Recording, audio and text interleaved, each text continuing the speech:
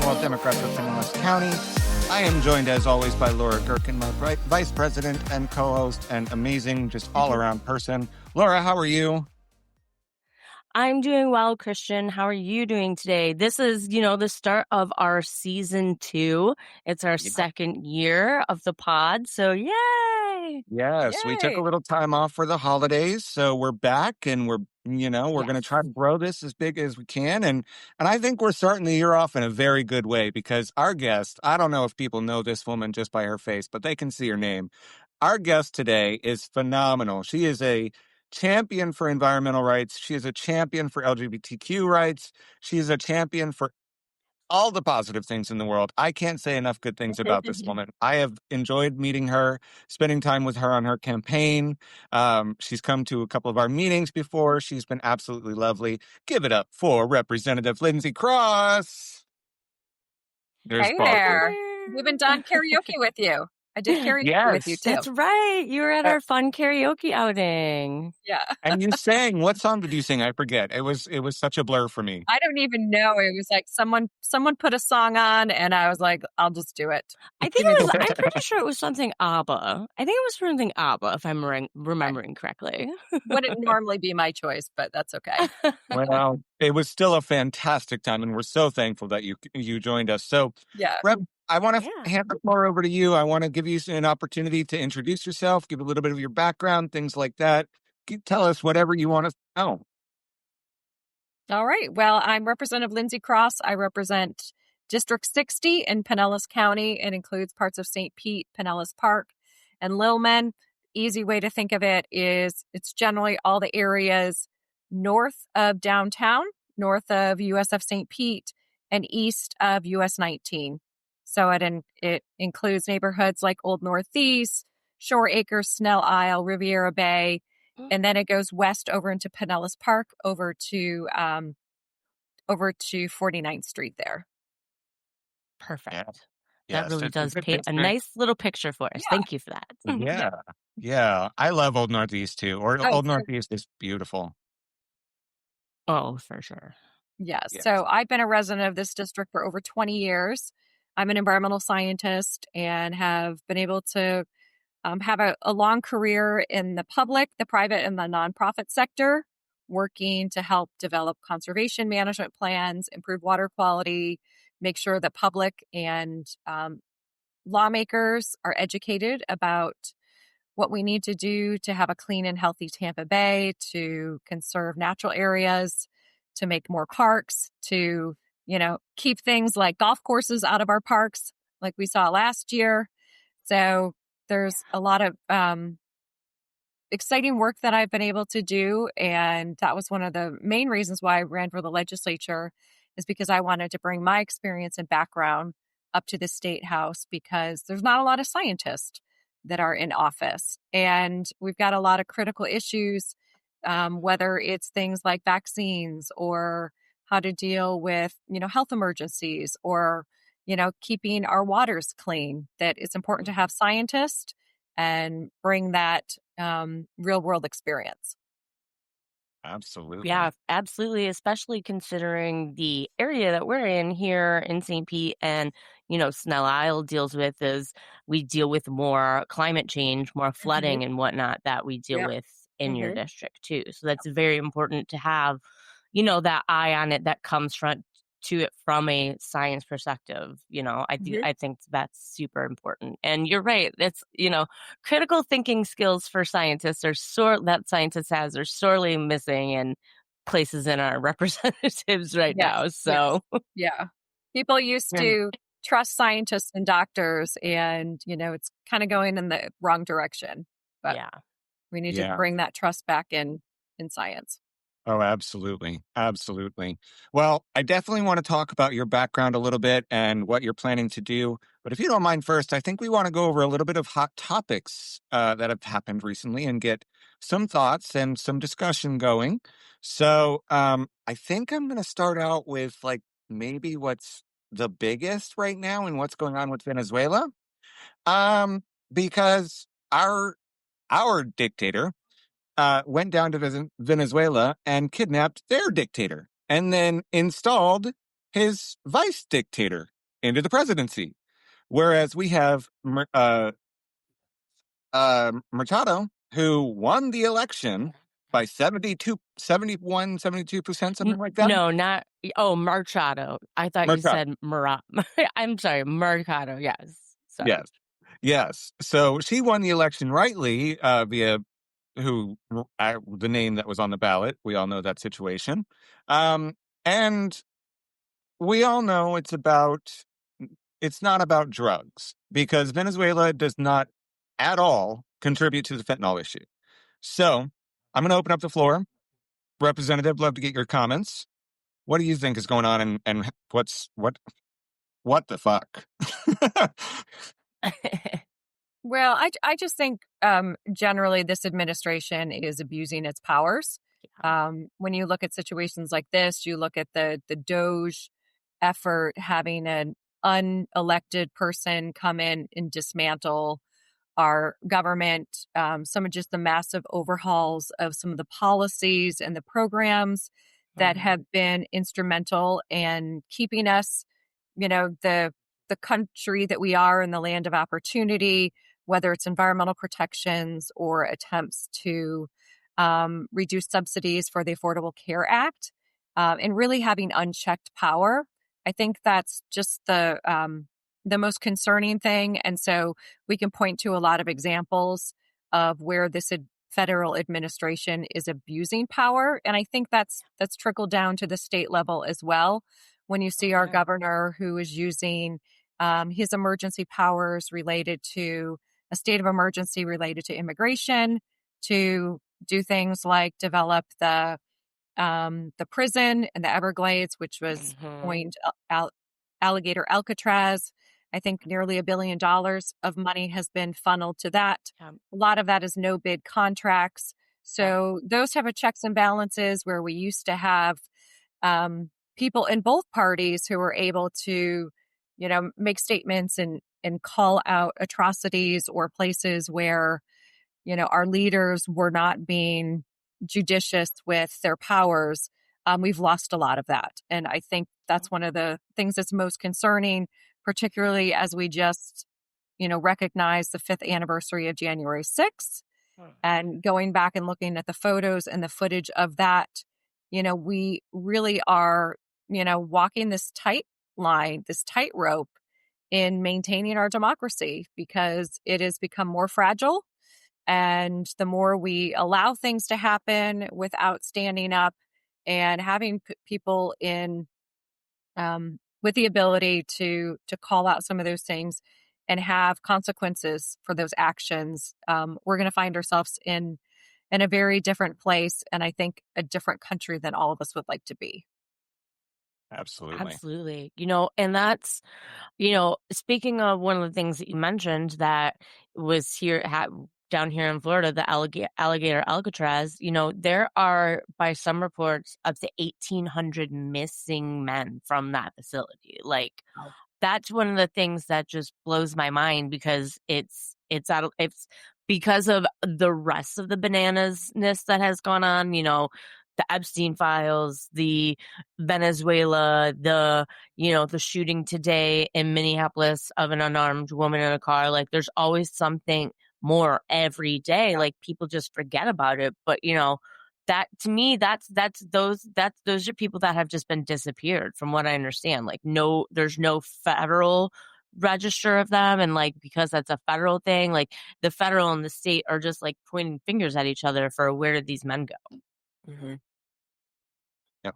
Yep. It's Yeah. absolutely And it's ridiculous. just, It's I absolutely mean, awful. yeah.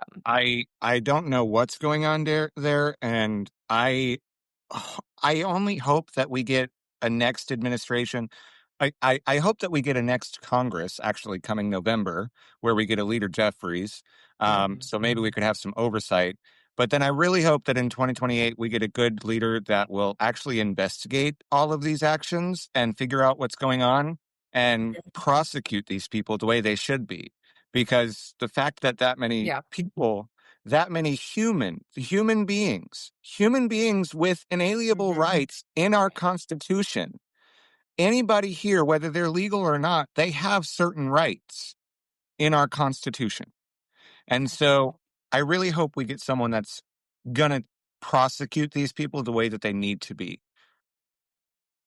And I So mean, you can say that on the state level as well with, the governor and his wife's charity and, that just funneling how many millions of dollars away from Medicaid to that, like, but that's going unpunished, unchecked on anything right now because of the supermajority that Republicans have.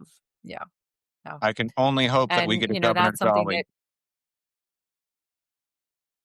yeah, be great to have a Pinellas guy up there fighting Yeah. for us. Absolutely. And I think I interrupted you. I mean, I I'm know, sorry. and What were like you going there's to say? so many.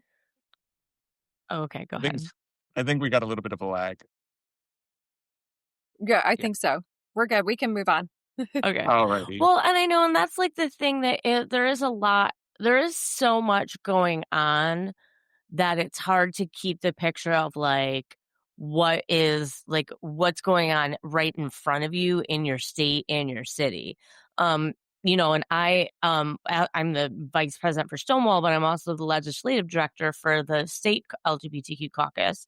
And so, obviously watching their it's high time for legislation season now, and just the harmful stuff that I'm just seeing on our report that we run, and that we're getting equal reports from Equality Florida on. I mean, what I guess that's my question to you is like, what can we do to help you and support you in your position in as a state house rep to like better help help anything stop these Yeah. bills. Like, why do they care? Why do they care?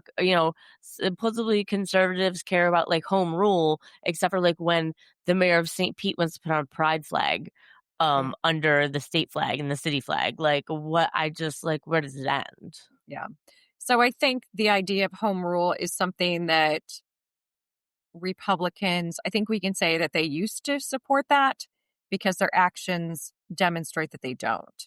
Right. And I think we've seen such a shift in the Republican Party that some of those ideals, smaller government, more power for the local governments, those things that were just, part of being a Republican or a conservative, we've lost those things. And you find that the Democrats are always the ones that are talking about common sense things about, there's no one size fits all in a state of nearly 23 million people and 67 counties, which, Miami-Dade County is a lot different than Gadsden County or Oh yeah. Jefferson County. So we can't treat all of them the same. But there's just such pressure in the supermajority in Tallahassee to just fall in line. You'd be amazed at the conversations that you'll have with people in private, in the cafeteria or in their office about things that they don't like, but they're not allowed to vote their conscience or to vote the way they think their constituents would actually like because there's retribution.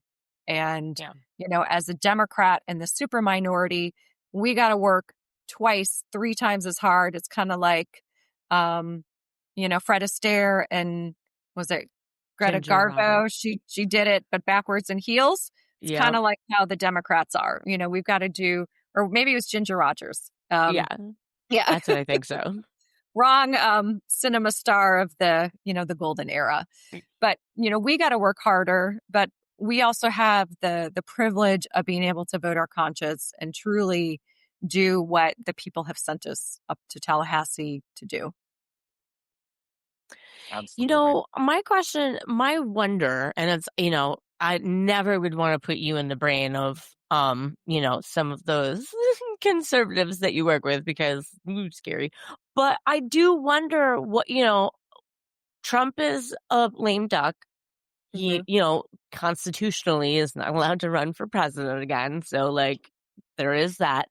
And DeSantis doesn't have, the national zhuzh that everyone thought he was going to have until anyone talked to him for more than 5 minutes. So like, I guess, like, where are those pressure points coming from? Once DeSantis isn't governor anymore, I mean, I don't even know who all is running on the Republican side. The only one person I know so far that likes to clip our podcast. So, um, Hi, shout out to them. yeah, but I don't know. Like, do we see that, like, that power dissipating a little bit and like becoming like a Medusa, like more like different heads, or is it still just going to be one concentrated head? Because I don't know who's going to hold that coalition together.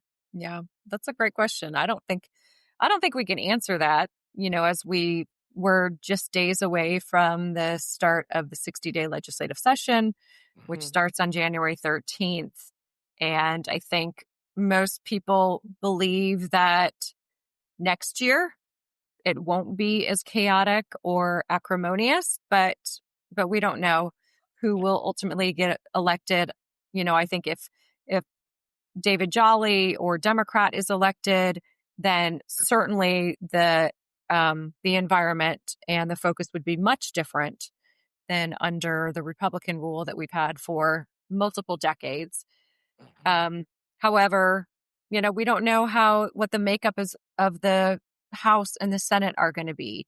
Yeah, Each 2 years, we have a new leader in both of those chambers that bring their own objectives, their own leadership style, their, their ability to collaborate or maybe to be argumentative. And so there's you know, variables. so many different machinations of that I think you have to wait until you're in that moment to see that.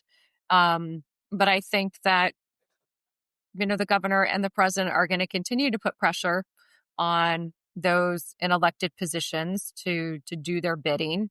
We've got several more years of, the president. And so I wouldn't say that his power is waning yet.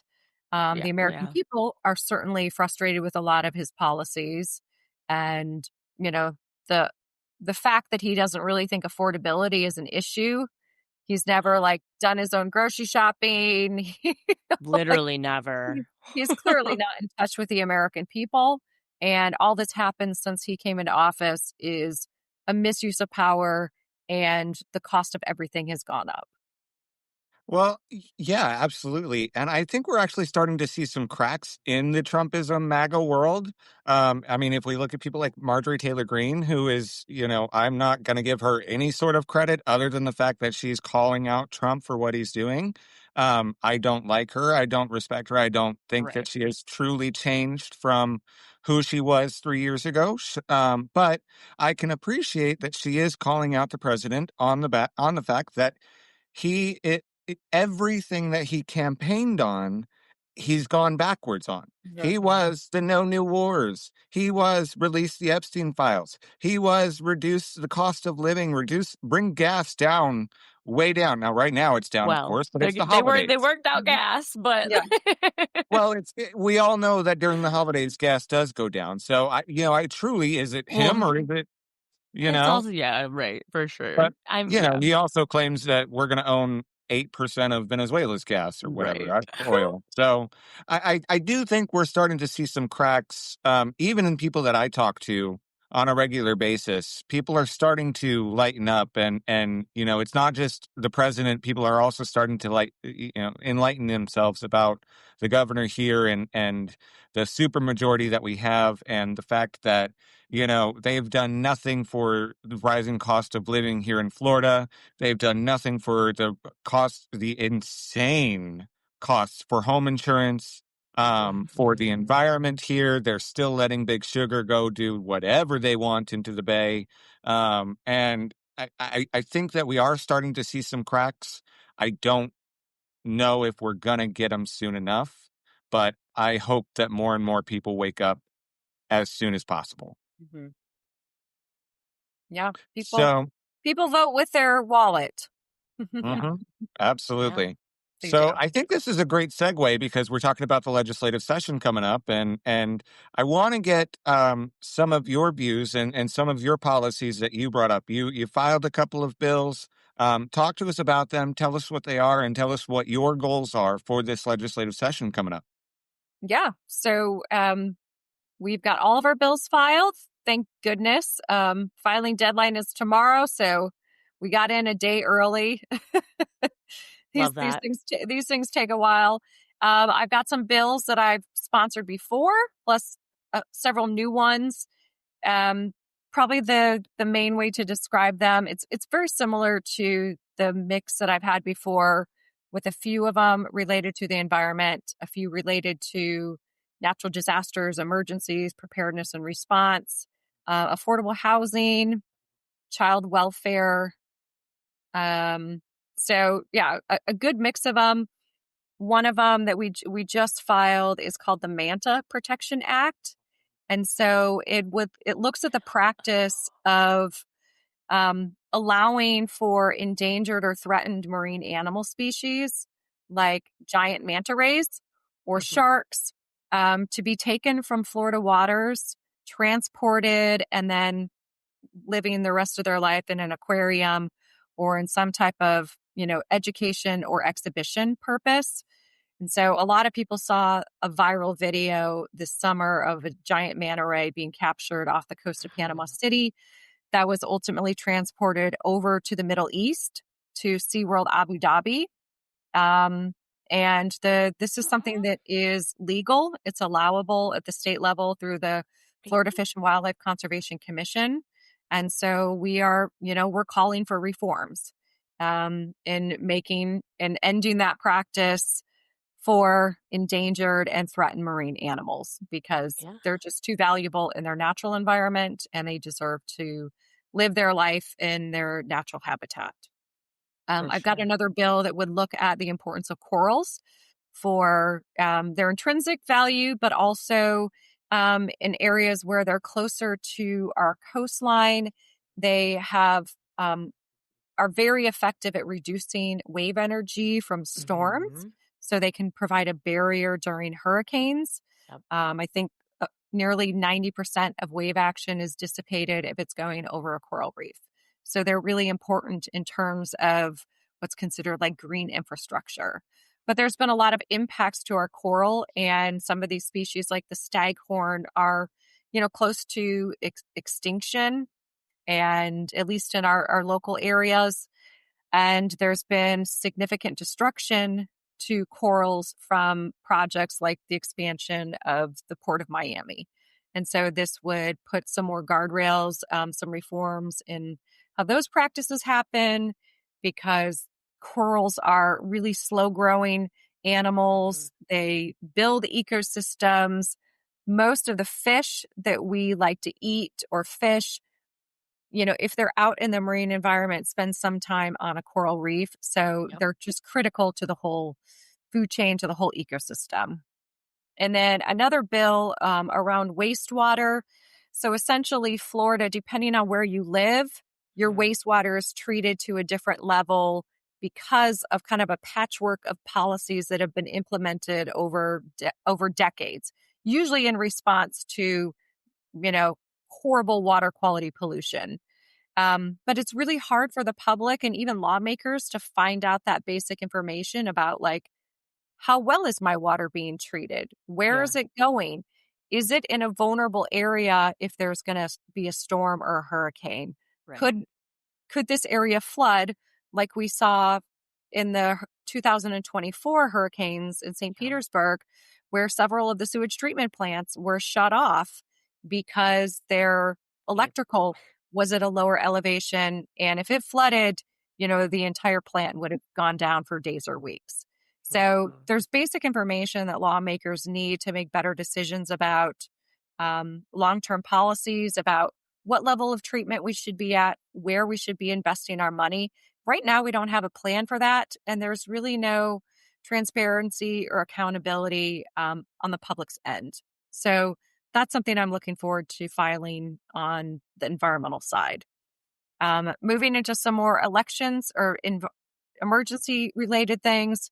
a bill to safeguard elections after emergencies. So, making sure that there's adequate opportunities for people to vote if their area has been damaged during a natural disaster, for example. So, if a polling location is not accessible or it's not safe, is there another polling location that's being designated? Can we expand early voting or vote by mail? Those are some of the things that we want to see put into action so that if you are a homeowner or a business, if you get impacted by a natural disaster, you're trying to literally rebuild your life. The last thing you should have to be worried about is if your vote will count or if you have the opportunity to vote. And then Absolutely. another policy I'm working on, I think is a really common sense one. It's how to get more people to permit, building permits and inspections after emergencies because, some people are still waiting for their permits. And, you know, our cities and our counties can't be overstaffed when we don't have emergencies, but they need creative ways to bring more people in to supplement their, long-term staff. So we've got a bill that I'm sponsoring with Senator DeSigley that would look at how we can bring in contractors um, and people from the private sector get trained up in our Florida or our local building code standards so that they can work alongside our existing permitting staff, make sure people can get back into their homes sooner. That's, that's so interesting because I was gonna ask if you've read a book Abundance and that No. okay. Oh, okay, that was the Ezra Klein and I can't the name of the other author escapes me. They did that post the 2024 election? Yeah, I'm like, "Oh gosh, that is that long ago now? Sorry." I just had like, "Oh my gosh, it's Mhm. 2026."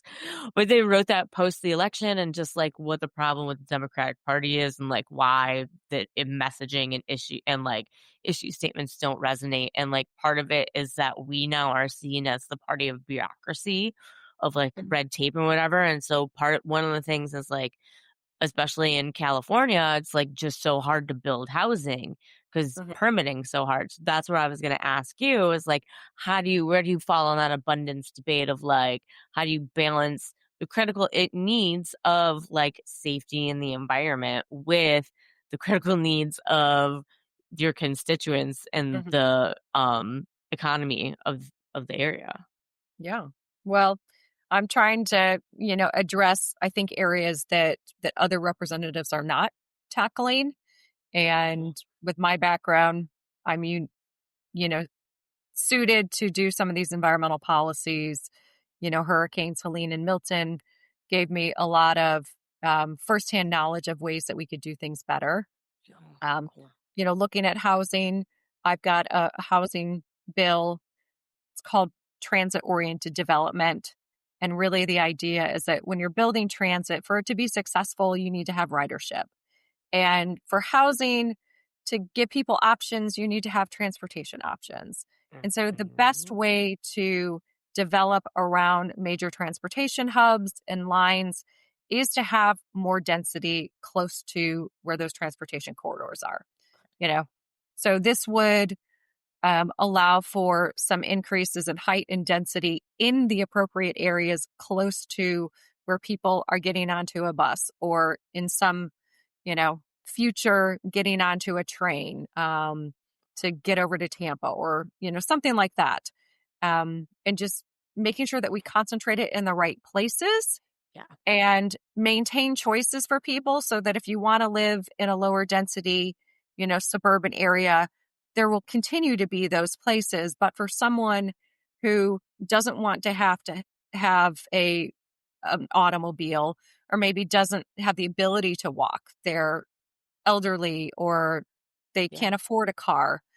Um, we need to give them other options and make it something that is really accessible for them. Yeah, I really think our public transit system, just in general in the U.S., but specifically here in Florida, it's absolutely awful. I Yeah. don't understand. Like I'm in Hernando County right now, and a lot of the buses don't even have ramps that people can get on. Mhm. There's no sort of public transportation other than the bus, which is what it's called here in Hernando. Um, but again, it's not accessible as it should be. Mhm. And even in Tampa and Pinellas, we have the trains, and there's been the rumors of the high-speed rail coming over to Tampa, but we don't know what's going on with that. Just in general, St. Pete specifically, it's growing at a rate so big or Yeah. so fast that it's just unable to keep up with, and we're not getting any support from Tallahassee in order to build what we need to build. Um, so I'm really glad to hear that like public transportation and housing and things like that are a focus of yours, on top of all of the environmental stuff.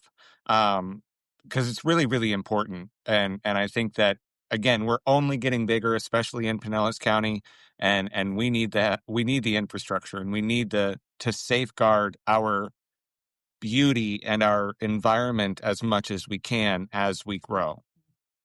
Yep. Yeah, they are doing they're mapping Tampa right now. Downtown Tampa. I don't know how much they're doing how much they're doing in Tampa. I don't know with if they're gonna cross the bridge, but they're mapping them for Waymo right now, Mm. which just drives me insane because I'm like, Americans will do anything but public transportation. You will be in a driverless ass car, but do it all together in the same driverless car. Like, come Yeah. on, I can't oh, it just drives me nuts. It just drives me nuts. But so yeah, the transportation issue. And then like it is like I know I dated a lady that lived in Palm Harbor but had to worked in Largo and didn't have a car. So like trying to figure that out on public transportation Mhm. was just like she was like okay, I can spend 3.5 hours going on buses Yeah. or I could just Uber. I'm like, Mhm. it's so expensive. She's like, it's that or my time. I don't know. I'm like, that's true. Yeah. Yep. A lot of trade-offs that people have to make. Yeah, for sure. Well, should we transition into our shout out or shut down section now? I think it would be a good time. Sure. Awesome. So for those who haven't joined us before, we have our shout out or shut down. That is an opportunity to shout out something that's awesome or fun that's happened that you or a person or anything that you want to put shine on, or to shut down anything that's lame and not exciting and that we don't and that we want to draw people's attention to, but like so that you don't do it again. So that is what the shout out or shutdown is. So I'll go ahead and let you go first, Rep Cross. Okay. Well, this is I think, kind of breaking news, but I'm going to do a shout out to Congress for passing an extension of the Affordable Care Act subsidies. And I believe Yes. 17 Republicans voted with the Democrats. Oh, So not everything is final there, but a really important first step. So yeah. that is a critical issue. I have many constituents and people who have, you know, good paying jobs, people with multiple degrees and Yeah. professionals who are purchasing their healthcare on the Yeah. marketplace and saw premiums, double, triple, more than that. So if holding on hope that, we'll get those subsidies to be extended and help people to have that a little more peace of mind. Absolutely. Yeah. I did see that as I was rushing back home. I did see that pop up that we got a 3-year extension in the House. So now we Yes. just need to get it passed in the Senate, Hmm. hopefully. But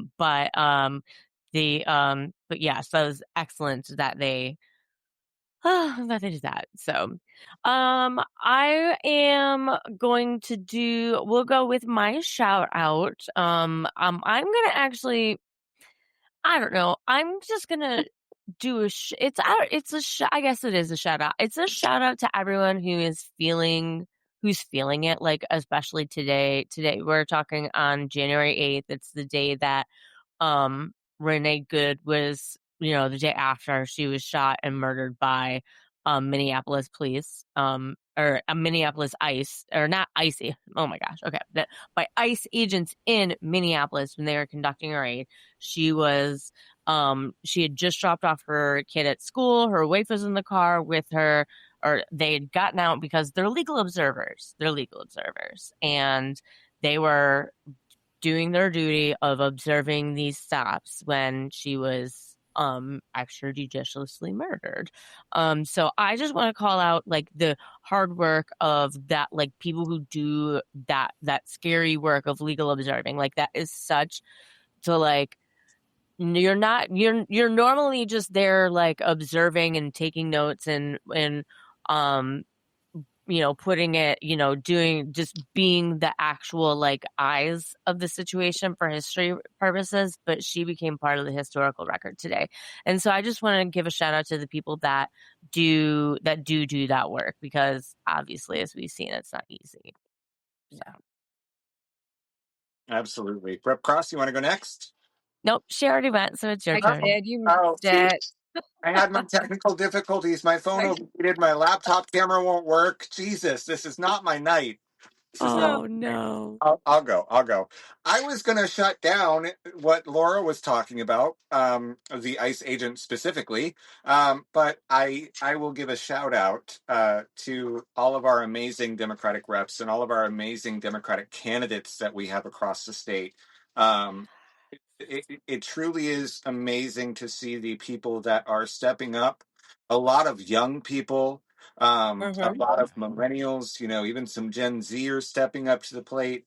It's truly amazing to see that. And I want to shout out all of them. If you feel like you want to make a change, join a race. It doesn't matter what you run for. You could run for dog catcher. I don't care what it is. If you feel like you want to make a change, run for office. We've got plenty of people doing it. We've got a great state party that is working very hard to help Democratic candidates across the state as much as they can with the little resources that we're allotted. But just do what you can. Just if you feel like you want to get involved, do it. This is your sign. Take the plunge. Or if you're not ready to make that step, but you find someone in your area, your city council, your dog catcher, your state rep, your state senator, find one of those one of those closer elections and just support them. Send them $40. Like especially on the local and the state side, that $40 matters. Yeah, absolutely. Every single cent that they raise matters. Absolutely. Yes. The less PAC money that we have in politics, the better. Yeah. Exactly. All right. Well, I am so sorry that I missed your shout out and shutdown. But it happens. It's life. It's technology. We got the show done. I am so thankful that you were able to join us. Thank you so much for being here tonight. And of course, thank you to your legislative aide for being so communicative and awesome on setting this up and making sure that we had all the information that we needed for that. So thank you. Yes, I will do a shout out to my staff, to my district aide Jack and my legislative aide Andrea. They're fantastic. Couldn't do it without them. Absolutely. Yay. All right. Well, that's all we have for tonight. Please remember to like us on Facebook, Instagram, TikTok, YouTube. We're at For St. Pete's Sake. That's at forsaint.petesake. Subscribe to our podcast wherever you listen. And if you could leave a rating or a review, that would help boost us on the algorithm and help promote the pod. We'll be back next week with more stories from the people doing hard work to make our community better.